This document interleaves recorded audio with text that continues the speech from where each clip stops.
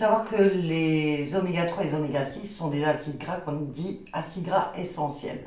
Pourquoi essentiels? Parce qu'ils sont essentiels à notre corps et au bon développement de notre organisme, mais essentiels aussi parce que notre métabolisme n'est pas capable de synthétiser par lui-même. Pour arriver à les fabriquer, on doit lui apporter via l'alimentation des précurseurs qui vont alors permettre à notre corps de pouvoir fabriquer ces oméga 3 et oméga 6. Alors que les oméga 6 vont stimuler plutôt tout ce qui est système immunitaire. Les oméga 3, eux, vont avoir plusieurs actions, autant au niveau du système immunitaire par une action anti-inflammatoire. Ils vont également avoir une action sur le cholestérol. Ils ont une tendance donc, à diminuer le cholestérol, à diminuer également les triglycérides dans l'organisme. Et donc on a une protection cardiovasculaire à ce niveau-là aussi. On a une alimentation actuellement qui a tendance à être très riche en oméga 6 et beaucoup moins en oméga 3. Donc la stratégie ici, pour que les choses se passent bien, c'est d'amener davantage d'oméga 3 par rapport au 6 que l'alimentation nous apporte déjà en suffisance.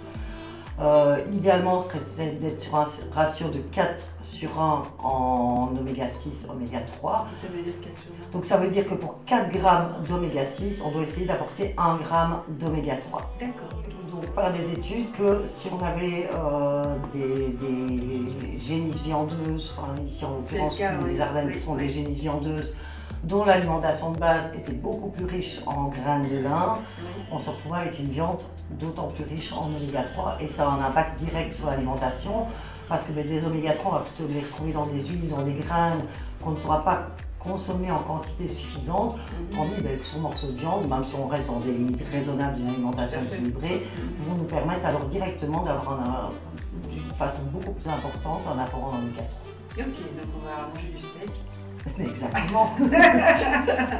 Du steak du fumet des Ardennes avec qui est riche en graines de lin en fait, puisque l'alimentation des vaches est riche en graines de lin. Okay. Et ils en manquent quoi en fait l'oméga 6? Alors on en retrouve dans les graines, dans les huiles de bourrache également, dans beaucoup de graines telles que des noix, etc.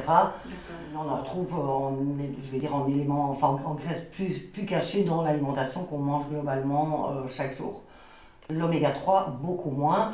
On va la retrouver également dans des noix, on va la retrouver dans le colza, dans le lin, dans les graines de chia, qu'on ne sait pas consommer, donc comme un steak en quantité quand même suffisante. L'inconvénient, et c'est là qu'on doit balancer les avantages par rapport à un effet néfaste, c'est que dans les poissons, actuellement on se retrouve avec parfois trop de métaux lourds, ce qui ne va pas être bon non plus pour le métabolisme.